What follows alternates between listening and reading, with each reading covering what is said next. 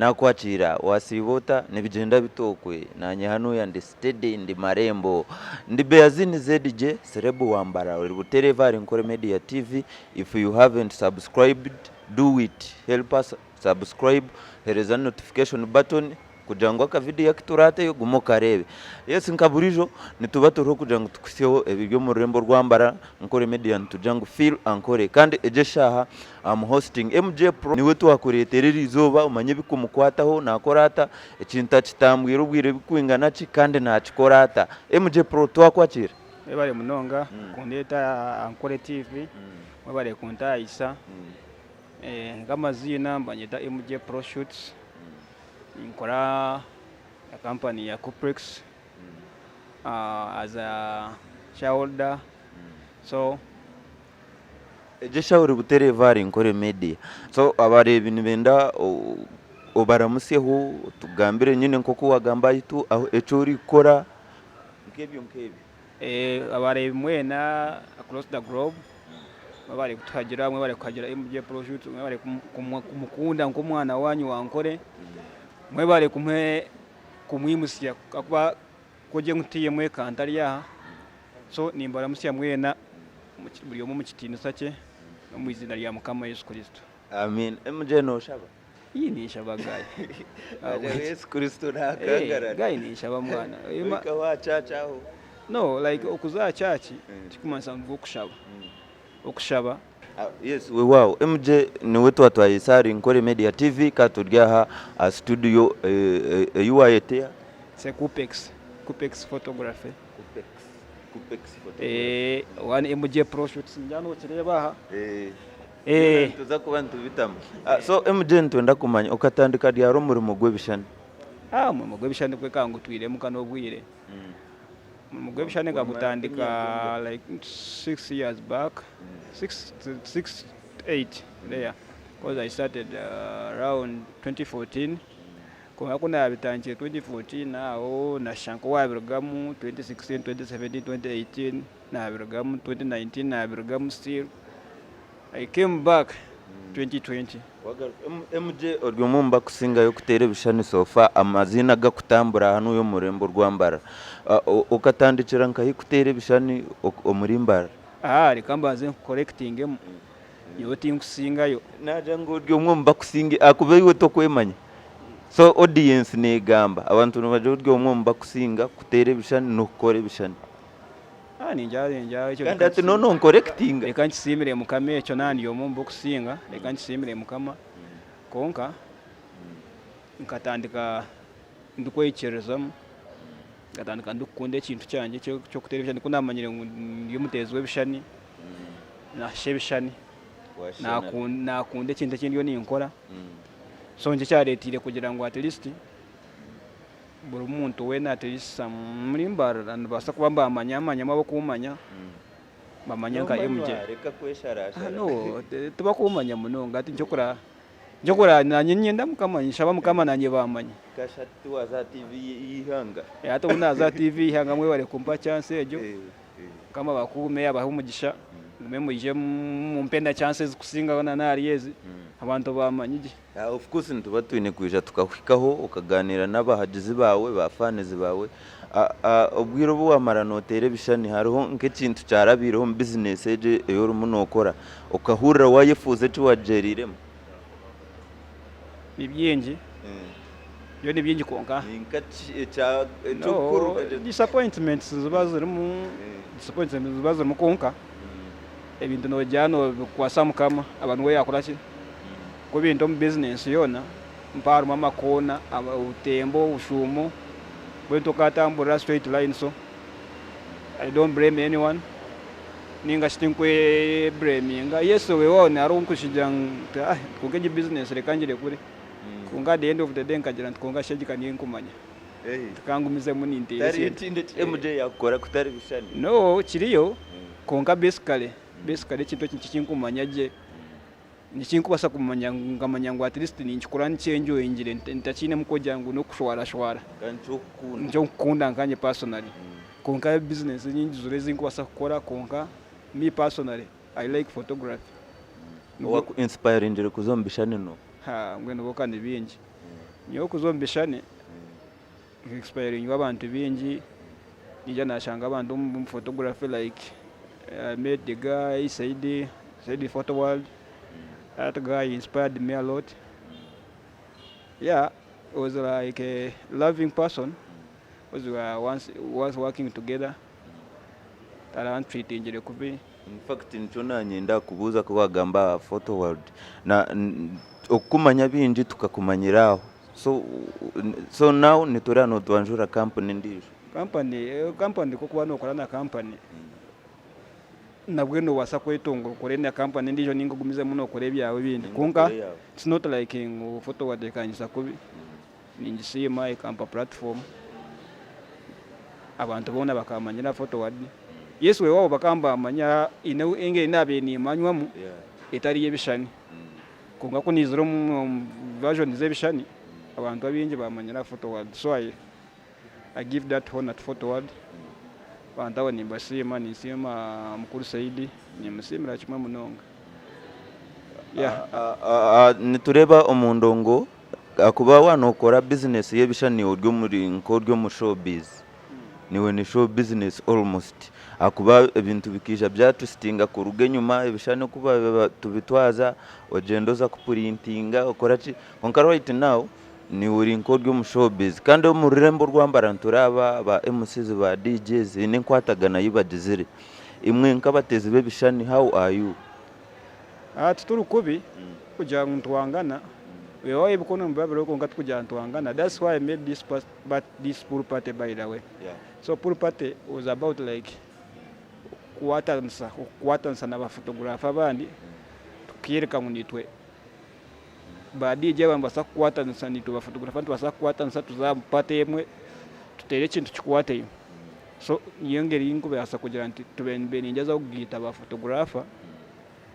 So kunga bamwe bono bamanye ibintu no bamanya bamwe inabo okukikwata mu cyamo manya okukikwata atakakikwata kajango mu sometimes ogunanda kuturabiraho konka.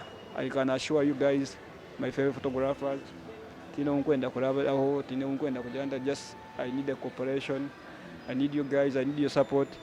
Nimemwije ni invite by the takajira show takatwiruso tatuvuga speed takajira show ba photographers twinengambo ningashi ari mu propaganda kujangu ba photographers to kubahura n'abakazi ngo abishyice mu kubakora hano yo mu studios zo. Not me. Tinye MJ. Nyawe byo tinko bikora. Nyamwana wakuze ari ku respecting abakazi. I respect woman. So ibintu byo tinko bikora. So I respect my job. Umanya bicha binjya bakoreba. Okumukwana basa kumukwana kumuheza kumukwana. Mbwe nono shangu mbwe no wamanyiro mwe wagero to shango tacho muhavari yuwe bintu nkebyo kandi atinye bintu nkebyo tingo bikora kuba nimanyenda abana basigare bine vari yari customer wanje sigare ne. Yes, we can pray, we can just, you can do what basa question relationship kugira ngo omukeeping ali yawa atakagira ngo mwana MJ na ipanga ninga najerata mi nyinde that relationship kwasa keeping na customer omuchi omukazi wachi konka is not about kugira ngo na keeping no ngiyo niza kumukwana ninga ninde kwati. I don't do that. MJ mbwire wa marano television ni bantu cy'abamane muri ba celebrities ningasha politicians abora korire abantu cyaba binakorire abantu kankorira abana bingi kankorire ba celeb bingi namnunga abamani met Bob Wine Shiba Bebe Cool Chameleon Fake Famaika bono kuba meeting abwebishani abwebishani akuba mwe nateke nugo murimo gunkora mwe nkaba meeting ngakora ki. So mwenu etonche mwombinte byo kugira ngo wa achieve njero mu business yebishani bintu bya achieve njero business. By the way ejo umuntu kushanga no basa ku meeting abantu abo, you can move with Shiba, you can move with Bobo, you can move with Chameleon, you can move with in terms of kali kushanga muri in touch nubasa kushitama nkameza mugambe muri yaranch hamwe ikintu cyo kuzana nshimira mukame kintu ecyo. By the way akuba most of the photographers ikintu cyo mbashiyanira tubaka tufunere konkana nyinja nimbagezeho nimbata mamani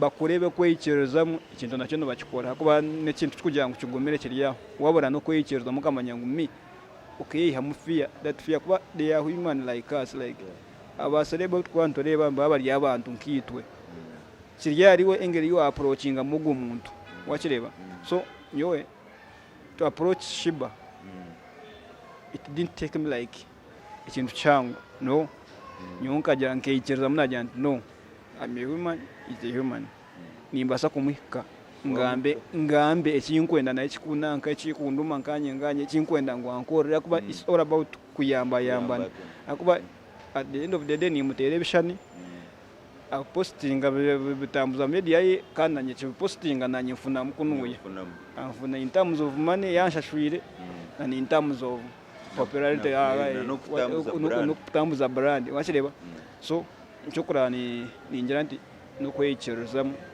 bukimwe cyo nankikora ari umwana ryo kwakura naye gomba kuba photographer nubasa kumugambira ciwe nko muntu wamaze robwirombishani kandi uryo mu business kuba photographer anyone can become a photographer konka problem ye kubero abana bine amarara ubwo buzubu nubasa kwijo kwate kamera television konka wagira amarara gakaba mingi azumagargo ebishane nibukurema ne business neza kurema ako ebishane byo kureba wewe unubasa kukitero kibatandika kumanya ushira waga mkuwa kigambo ukagamba bico kashanga bonana bakwikereza mukamanya ngo nakitera okwete muheru yo kugukitera kwa rota imyo kugira ngo irizoba niyorho njaka empa kuba rondisho wakireba so I can't say like nyoni mbasa kurulinga forever ninga sindurinje no ninchimanya ngo behind me inabari yakwenda kubankanye ninga shakwenda kunchizaho kantinka bazubira tinka stoppinga muntu wena akwa buli omwine chances zeye nobasa kuba nyonda bire ha kandi orabira kandi still ontange naho kuza nyo hina nenda kuza kandi ontange ndo kuntanga wachenga so ati bige kuba photographer n'ikintu cyurungi kandi umuntu murungi munonga gumaka sente buri mo kubango showbiz no bimanya kunka showbiz zaba nyingi brad no endoro garishiro mu cyaro brad no pipa yeso tature ari NKORE Media TV Beazine ZDJ ni MJ Pro Shoots of course Martin Fashions ni wakunjwe kakaniwe ayine bintu byakabi mushikira ha is a view complex MJ Martin Fashions oramurire shani basakwa na murizo beri so ine kumwika wao wano tambure chikumba kiriya so ebyakabiri ya wa Martin Fashions aha is a view complex akonda kujwara drip like star then for the best shoots of course our MJ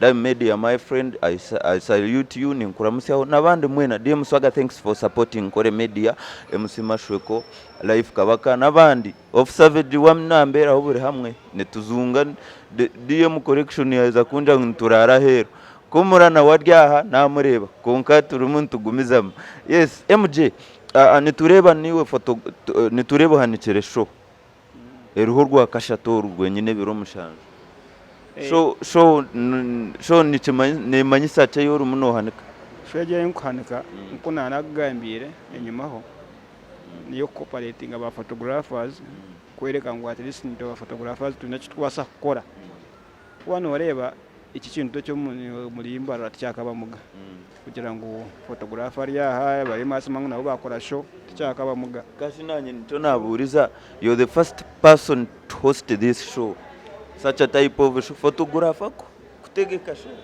pinyonyo tumana ganje nkanye ibintu byo nabiyo mukorwa mukama ibintu binabe ntakusubira mu basa kurwa biriyo mukorwa so nisima mukama bwecho isima mukama kugira ngo ampira amana kugira ngo ntegeke gisho ampira ubwenge yampaho n'emikwano yampaho nabo kunsupport supportingamu of course nani ndani ndeba Zent Montage and MJ Pro Shoots it's Zent Montage and MJ Pro Shoots no kuza kukwata mu kamera chane ntuza kukiteraje ngo kumanya Zent Montage chane na kitera n'umushijo go kutera ba Fik Famika katera ba Spice Diana katera ba ikare any celebrity across the globe ngo mushijo gwe nabiteraje bishani munonga so oije ebiro mushanju experience ingerera such a sort of accident Montage and MJ Pro expecting iti ebiro mushanju ntuza kubaturahi nitutahira muzinga hi agati mwene biro mushanju mwe expecting pate eryapuru ekishani omunguriko wachenga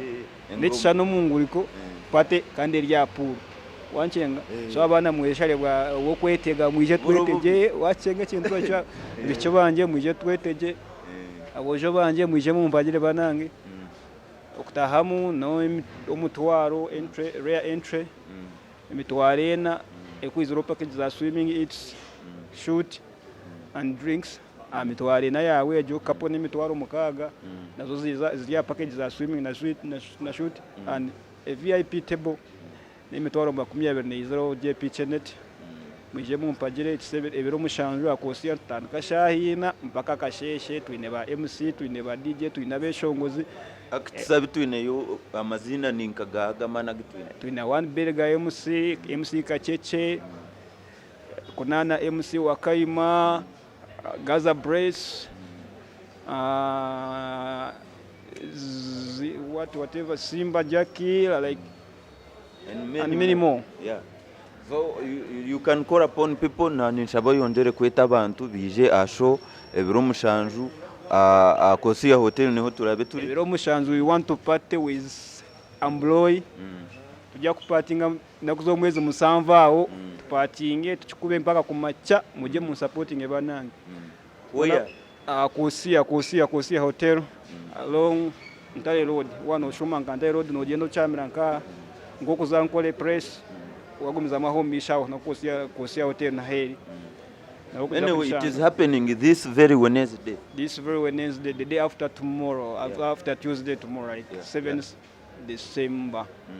Yes, we wanatorari NKORE Media TV. MJ oneyo ebigambo by'amaheru wakubasa kusijera ba fans bawe n'abakwagera. Ba fans banje imbeta mwije mutagire nimbasima okutagera by the from day one up to now. I thank you for supporting me. Thank you for loving MJ Pro. Abana bantara abana ba kabara abana ba hai Mbaraseke abana ba mwena mashomero gona cross Mbarara mwebale munongo kumpagira mwebale kunkunda abana ba Jovuku mwebale kunkunda abana ba Mabuzi mwebale kunkunda mwebale munonga nimbasima munonga mwebale kunkunda abantu bambara by the way imbasa kwe abantu bambara bantere mbokwa so tinkwenda kubeyebwa kutanchara Asumani bakumura ba Scofield you already know abantu omwana bankunzire bankwasizaho turiyo pushing ekintu eki ngenda tugume tukore every year we expect something to uniting twenda ku uniting aba photographer bamanye ngo at least nito batwe muka respect kama no manya iraho bakamboje ba cameraman no this is a photographer now ba photographer ba cameraman ba camera this is just a camera game you know cameraman Brad anyway twatwayibwa tuwatugambira ba photographers abi mukwatagine bona kuja ngo mukore cintete abiwa so far aboyi nabo kuzakora nabo abayikirize kupata ninga niwa ashoya no tinga kugira ngo nkirizina naba ninga naba nyo invitingire ba photographer bona bari Mbarara abara accepting invite yanje baza kuja twatagana ngoko bimanya barayange swera we and good kastanyima nkozireki taking that responsibility nabagambira bizere ko bize babero tino unyangire. So on 7th, be there or be nowhere. Azent and MJ Pro Shoots presents iconic shoot with iconic property. First edition. So we expect second edition, third edition, fourth edition. And when carry your second edition want to kujitangai. Kujita. Anyway, thanks for watching NKORE Media TV na Beazine ZJ Celeb Wambara twatayise MJ Pro Shoots hano ya GBK jo mutayire akorere byakabi. Na nyine officer veja camera ningash Asman. Till next time mukama nakora.